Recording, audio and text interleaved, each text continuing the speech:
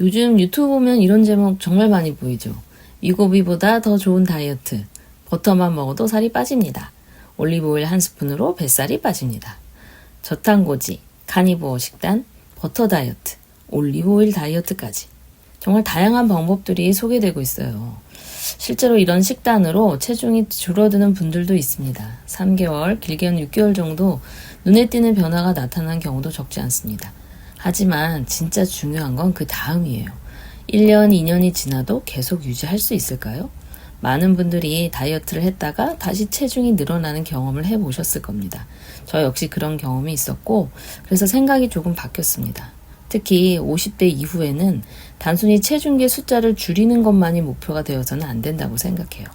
앞으로 80세, 90세, 100세까지 건강하게 살아가려면 살을 빼는 것보다 고혈압, 당뇨병, 심혈관 질환 같은 만성 질환을 예방할 수 있는 식습관이 더 중요하지 않을까요? 무엇보다 한두 달 하고 끝나는 식단이 아니라 평생 부담 없이 실천할 수 있는 지속 가능한 식습관이 필요해요.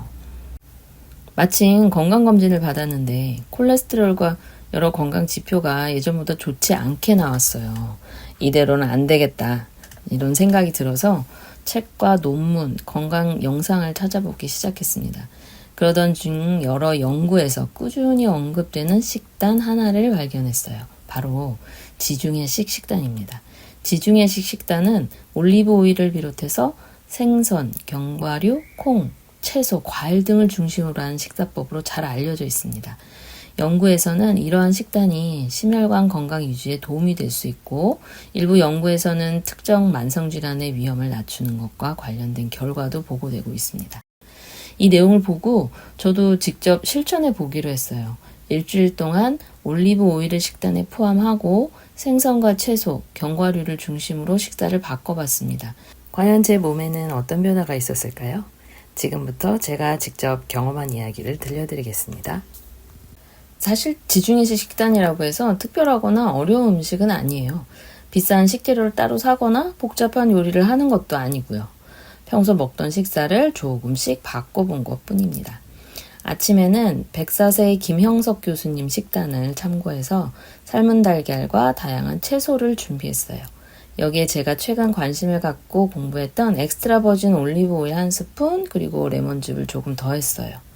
어떤 날은 그릭 요거트를 함께 먹었고 출출할 때는 과자 대신에 땅콩을 조금 곁들였습니다. 점심은 일부러 식단을 제한하지 않았어요. 회사에서 먹는 점심이나 외식을 할 때도 평소처럼 그냥 먹었습니다. 다만 예전처럼 과식하지 않으려고 노력했고 식사 순서를 조금 바꿔서 채소를 먼저 먹으려고 했습니다. 점심을 많이 먹어서 저녁까지 배가 부른 날에는 억지로 저녁을 먹지 않고 차 한 잔, 우유 한 잔 이렇게 가볍게 넘겼어요. 반대로 배가 고픈 날에는 밥 반 공기랑 두부된장국 그리고 한식 반찬을 충분히 먹었습니다. 굶는 다이어트는 하지 않았어요. 오히려 배고픔을 참지 않는 것이 더 오래 실천할 수 있는 방법이라고 생각했습니다. 가장 맛있었던 메뉴는 양상추와 토마토 샐러드에 엑스트라 버진 올리브 오일과 발사믹 식초를 뿌려 먹는 것이었어요. 또 양배추랑 가지를 살짝 쪄서 올리브 오일을 뿌려 먹었는데 생각보다 훨씬 담백하고 맛있었습니다. 무엇보다 가장 크게 바뀐 것은 간식 습관이었어요. 예전에는 아이스크림이나 케이크, 빵 같은 달콤한 디저트를 자주 먹었는데 이번 최대한 줄여봤습니다. 튀김 음식도 가능한 피했고요. 배고플 때는 과자 대신에 땅콩이나 오이, 토마토를 생으로 먹었어요. 이렇게 식단을 조금씩 바꿨는데 몸이 어떻게 달라졌는지는 잠시 후 보여드리겠습니다. 이렇게 식단을 조금씩 바꿨을 뿐인데 확실히 몸이 달라지는 것이 느껴졌어요. 아침에 일어났을 때 몸이 가볍고 상쾌했어요. 건강한 식단을 먹으니까 기분이 좋아서 그런 것일 수도 있겠지만 놀랍게도 체중 변화가 있었어요. 처음 며칠은 체중이 제자리였는데 3, 4일 정도 지나면서 조금씩 달라졌어요. 일주일 만에 약 1kg 정도 감소했습니다. 물론 살이 빠지는 것이 중요한 건 아니지만 생각보다 기분 좋은 결과였습니다. 눈에 보이는 이런 수치의 변화가 내 몸이 건강하게 변화하고 있을 거라는 기대를 갖게 해서 저는 이런 변화가 꽤 만족스러웠습니다. 그리고 올리브 오일에 대해 한 가지 오해도 말씀드리고 싶어요. 건강에 좋다고 해서 많이 먹는 것이 좋은 것은 아니에요. 올리브오일 한 큰술은 약 120칼로리라고 합니다. 몸에 좋은 지방이지만 많이 먹으면 결국 칼로리 섭취도 늘어나게 돼요. 그래서 전문가들도 하루 한두 큰술 정도 식사와 함께 적절하게 활용하는 방법을 권장하는 경우가 많습니다. 이번 일주일은 저에게 작은 실천이었어요.